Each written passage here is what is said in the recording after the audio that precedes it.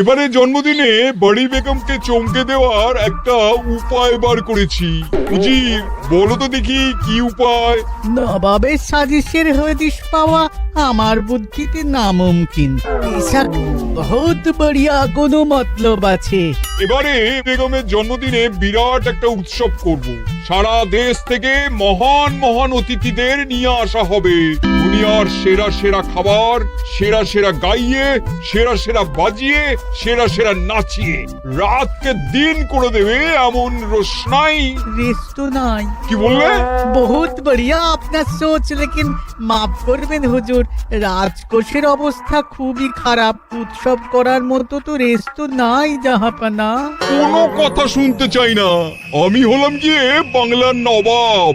আমি আনন্দ হই হুল্লোড় করবো না তো কে আর করবে? একদম ঠিক জাহাপানা, কিন্তু কর বসিয়ে টাকা তোলো।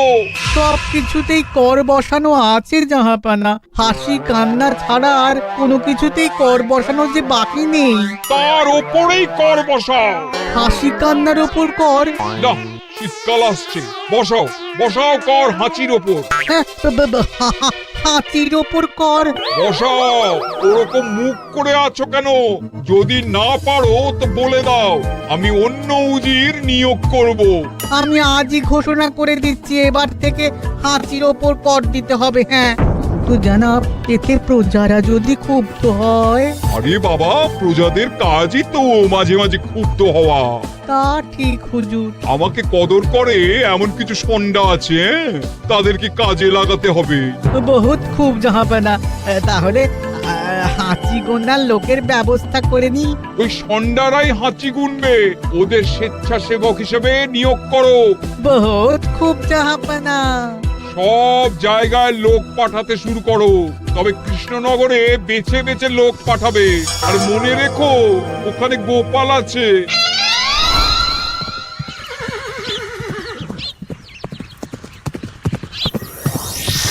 সব জায়গায় কর আদায়কারী পাঠিয়ে দেওয়া হয়েছে জাহাপানা। আপনার কথা মতো তাদের বলে দেওয়া হয়েছে যে আদায় হওয়া করের 10% তাদের বেতন হিসেবে দেওয়া হবে। সুতরাং কর আদায়ে কোনো ঢিলেমি হবে না। বহুত আচ্ছা, বহুত আচ্ছা।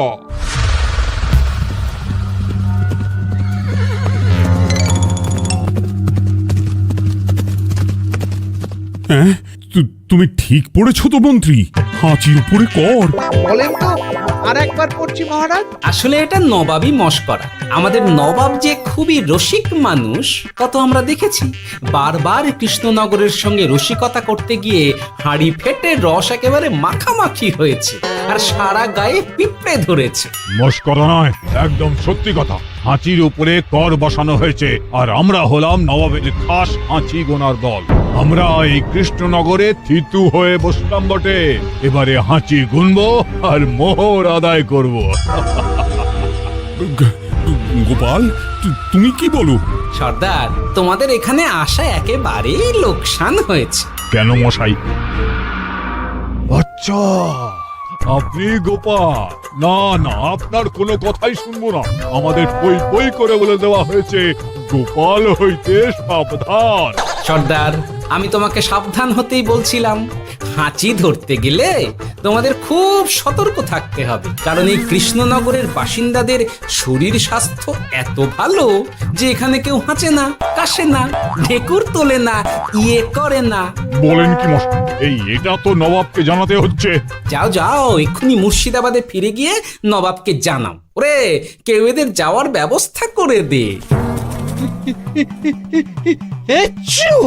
ওই তো হেঁচেছে।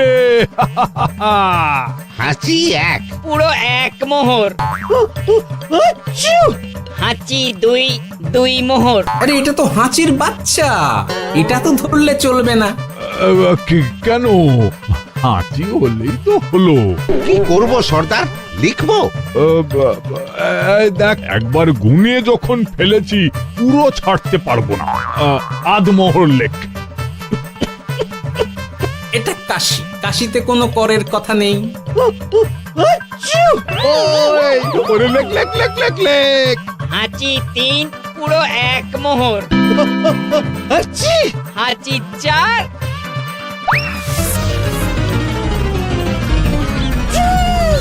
হাঁচি 5, লেখো।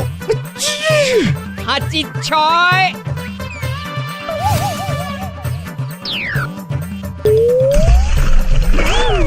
যা যা কি রে, শুনেছিলাম কৃষ্ণনগরের মন্ত্রীটা মাথা মোটা, প্রমাণ হয়ে গেল। জল থেকে উঠবে যখন ঠান্ডা লেগে হাঁচি তো আরো বাড়বে। জলে বুড়বুড়ি উঠছে, বেটা জলের তলায় তলায় হাঁচছে। হাঁচি 7,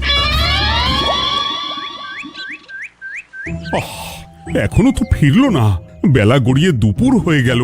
ভাববেন না রাজামশাই, আমরা যারা যারা এখানে এসেছি সবাই ধড়িবাজ লোক।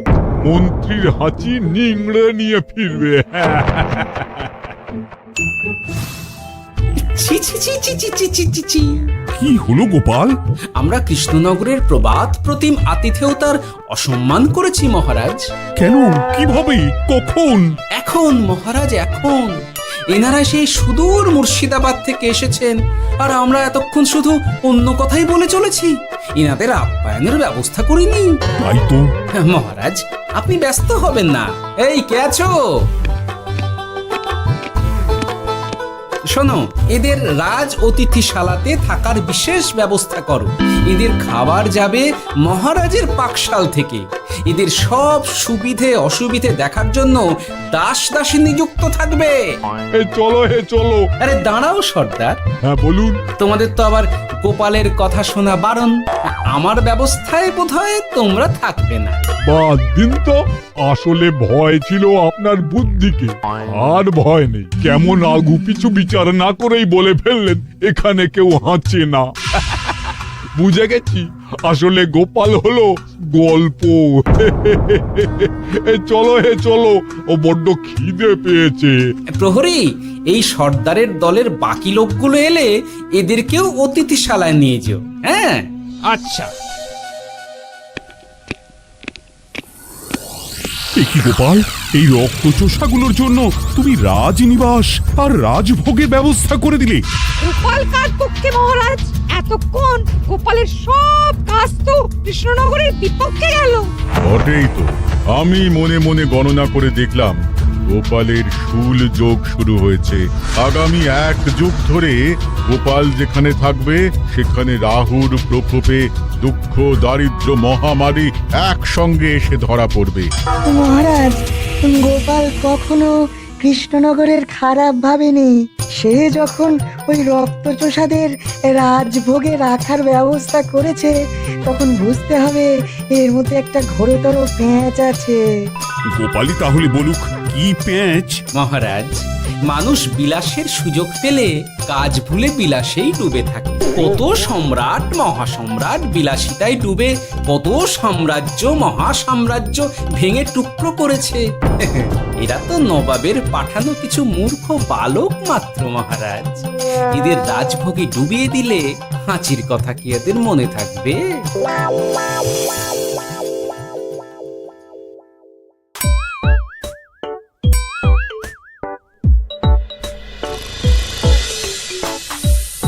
কি ব্যবস্থাপনা সব ঠিক আছে তো?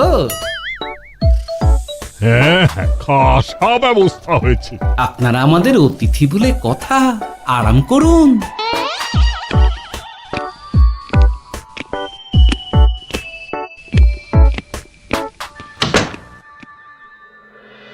বিজ্ঞানী, তোমার এই দুমুখ আয়না আবিষ্কার তোমার জীবনের সেরা কাজ। একদিক দিয়ে আয়না, অন্য দিক দিয়ে কাঁচ। কেউ জানতেই পারবে না যে তার উপর নজর রাখা হচ্ছে। অনবদ্য অনবদ্য। মহারাজের জয় হোক। কিন্তু মহারাজ, এই কৃতিত্বের মূল ভাগীদার আমাদের মন্ত্রী। তাই নাকি? হ্যাঁ মহারাজ, মন্ত্রীর দুমুখো কাজকর্ম দেখেই দুমুখ আয়নার কথা আমার মাথায় আসে। মুখ সামলে কথা বলো বিজ্ঞানী। ওরা শুনতে পাচ্ছে। যা চেঁচালেন 20 ইঞ্চির দেওয়াল ভেদ করে ওদিকে চলে যাবে কথা। এই কে যেন কাকে মুখ সামলে কথা বলতে বললো? ওই ওই বাইরে কেউ বলেছে। এই তোমরা সবাই শোনো, অতিথিদের যেন আদর যত্নের ত্রুটি না হয়। আমি আর যাই, কাল সকালে আসবো, কেমন? গোপালকে নিয়ে নবাব আর উজির যেমন ভয় দেখিয়ে দিয়েছিল, গোপাল কিন্তু সেরকম নয়। এই তোরা কি বলিস? না না না না না না, গোপাল একটু ওই হাবা গোবা আছে দাদা। দেখো দেখি কেমন বুক পেতে দিয়েছে। এবার ওদেরই বুকে বসে ওদেরই দাড়ি ওপরাবো। গোপালের জবাব নেই, ঠিক সামলে দিল। মহারাজ, এই প্যাচটা আমার মাথাতেই এসেছিল, কিন্তু ওই যে নাকে মাছি ঢুকে গিয়েই সব বরবাদ হয়ে গেল। মহারাজ, এই পরিকল্পনা যদি মন্ত্রীর মাথাতে আগে এসে থাকে, তাহলে এদের মন্ত্রী আমার চেয়ে ভালো করে সামলাতে পারবেন মহারাজ। বটেই তো, এই দায়িত্ব আমি নিলাম মহারাজ।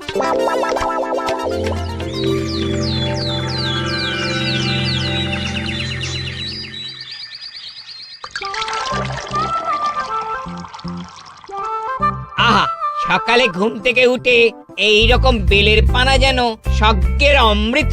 আছে আছে, আরো আছে। পানীয়, খাদ্য, আরাম, আয়েশ, যত চাও তত পাবে। কি আপনি গোপাল কোথায়? মহারাজ বিবেচনা করে দেখেছেন যে মহামান্য অতিথিদের পরিচর্যার ভার গোপালের মতো একজন ভাঁড়ের পক্ষে বহন করা সম্ভব নয়, তাই এই দায়িত্ব আমাকে দেওয়া হয়েছে। কিন্তু কোনো কিন্তু নেই সর্দার, আমি যে খানা পিনা নাচা গানা আমোদ আহ্লাদের ব্যবস্থা করেছি দেখে তুমি চমকে যাবে। দেখা নয় বিজ্ঞানী, এবার শুধু কাজের সময়।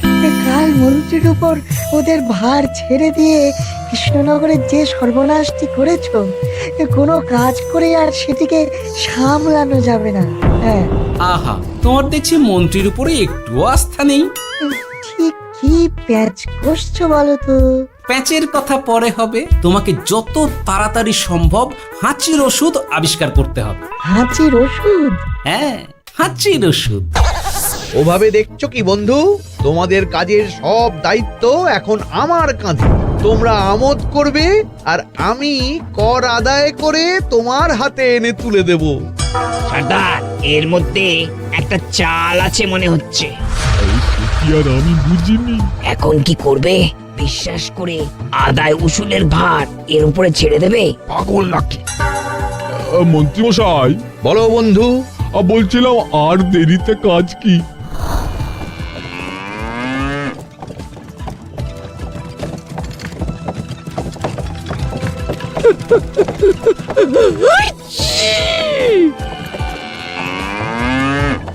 মন্ত্রী, লেখো হাঁচি এক। ওহে, তোমার নাম কি? মন্ত্রেশ্বর হুজুরি আগে। লিখুন মন্ত্রীমশাই, নাম লিখুন। ওহে মন্তেশ্বর, হাঁচি কর, এক মোহর ছাড়ো দেখিনি। হাঁচি দুই। আরে যাও, দৌড়ে গিয়ে দু মোহর আদায় করে আনো। রে, তোরা সব কৃষ্ণনগরের কোণে কোণে ছড়িয়ে পড় দেখি, একটা হাঁচিও যেন বাদ না পড়ে। হ্যাঁ,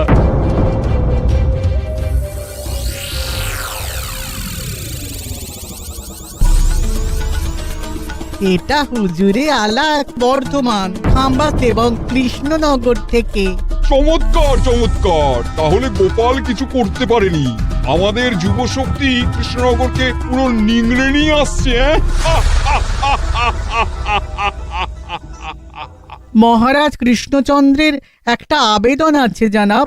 এই হাঁচি করের 30% যদি ওই রাজ্যকে দেওয়া যায়, তাহলে আদায় উসুল আরো ভালো হবে। ওরা বলেছে যে আপনি যদি 30% দেন, তাহলে কর আদায় একেবারে জান লড়িয়ে দেবে। মঞ্জুর মঞ্জুর। আর একটা আর্জি আছে হুজুর, কৃষ্ণচন্দ্র কদিন বাদে নবাবকে কৃষ্ণনগরে আমন্ত্রণ জানিয়েছে। কেন? কৃষ্ণনগরের নবাব এবং তার উন্নয়ন উপলক্ষে এক মহোৎসব হবে। সেই সঙ্গে শহরে থাকা ইংরেজদের কাছেও নবাবের সৈন্য বলের এবং নবাব ও কৃষ্ণনগরের মধ্যে পারস্পরিক ভ্রাতৃত্বের সম্পর্কের বার্তাও পৌঁছে দেয়া যাবে। নবাবের অধীনস্থ রাজারা নবাবের শত্রু, এই রকম একটা ধারণা থেকে ইংরেজরা ইদানিং বেপরোয়া হয়ে উঠেছে, তাতে লাগাম উঠবে। বহুত খুব, মঞ্জুর মঞ্জুর মঞ্জুর।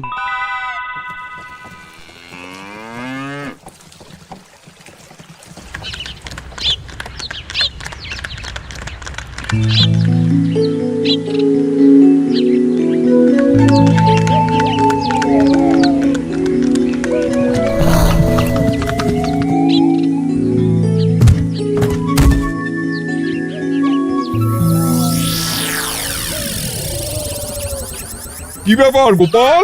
জাহাপনা, বলুন কি খিদমত করব? আমি যা বলবো তাই করবে। অবশ্যই জাহাপনা। কি আবার উজির, তুমি সাক্ষী, মহারাজ কৃষ্ণচন্দ্র আপনিও সাক্ষী। গোপাল আমাকে কথা দিয়েছে আমি যা চাইবো তাই করবে। গোপাল, তুমি আমার সঙ্গে মুর্শিদাবাদ যাবে। এখন থেকে আমার দরবারের বিদূষক হিসেবে থাকবে, কেমন? ওরে ওরে ওরে ওরে ওরে, তোরা বাজনা বাজা। এখন থেকে গোপাল আর কৃষ্ণনগরের নয়, গোপাল মুর্শিদাবাদের। চলছে বাজা।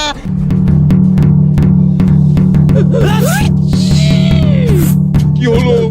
হুজুর, মনে হচ্ছে আপনার সৈন্যদল হাঁটছে। হ্যাঁ, হুজুর, হাঁচিগড়ের বন্যা সব সৈন্য 10-12টা করে হেঁচে ফেলেছে, মানে প্রচুর মোহর হয়ে গেছে আর বাড়ছে। আমার হাঁচি গোনার দল একটা হাঁচিও বাদ দেবে না। মোহর রাখার জন্য নতুন পোশাকখানা বানাতে হবে হুজুর। সর্দার, আমাদের হাঁচিগুলো কি খুলবো? হ্যাঁ, নিশ্চয়, একটা হাঁচিও যেন বাদ না পড়ে। চলুন হুজুর, আমরা এখানে দাঁড়িয়ে থেকে আর কি করব?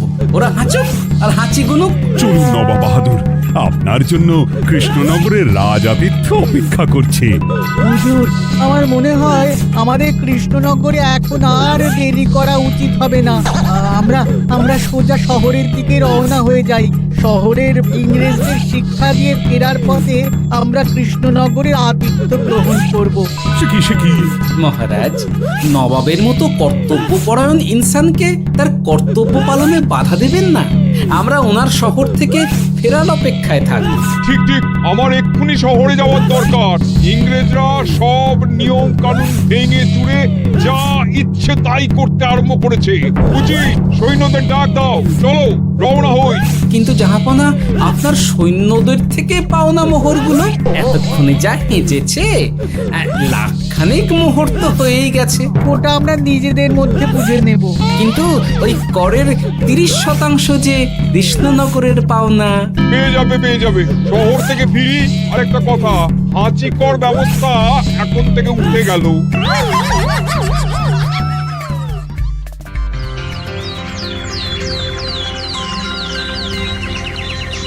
মহারাজ, কিভাবে গোপাল ভাঁড় মহাশয় নবাবের উন্মাদের মতো জারি করা ওই হাঁচিকর থেকে আমাদের সকলকে রক্ষা করেছেন তা আমরা সকলেই জানি। সমাজের তরফ থেকে তাই গোপালকে সামান্য উপহার।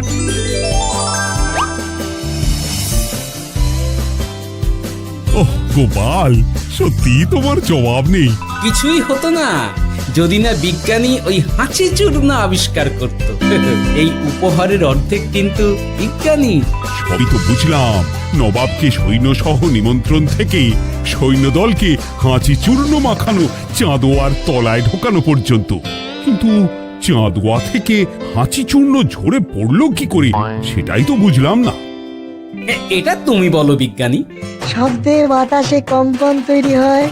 গোপালের হাততালিতে আমার ঘরের শাড়ি থেকে হাঁচির জন্য ঝরে পড়েছিল। এখানে চাঁদোয়া থেকে ঝরে পড়েছিল বাজনার শব্দে। কি ব্যাপার বিজ্ঞানী, তুমি এখন ছেলে খেলা করছো? হাঁচির ওষুধ হয়ে গেছে। হয়ে গেছে? মূল উপাদান তামাক গোলমরিচ আর আলকুশির গুঁড়ো। কাজ হবে? হাততালি দাও। হাইস! কাজ হলো। ব্যাপারটা কি হলো? ওই শাড়িটাতে হাঁচি চূর্ণ মাখানো আছে, তোমার হাততালির শব্দের কম্পনে ঝরে ঝরে পড়েছে। একবার নাকের কাছে এলে পিঁপড়ে থেকে পিশাচ হাঁচতেই হবে, হাঁচতে হবেই হবে। নবাব যদি বাজনা বাজাতে না বলতো। আমাদের বাজনদাররা তৈরি ছিল মহারাজ। যাক, সবই ভালোই ভালোই মিটে গেল। যার শেষ ভালো তার সব ভালো।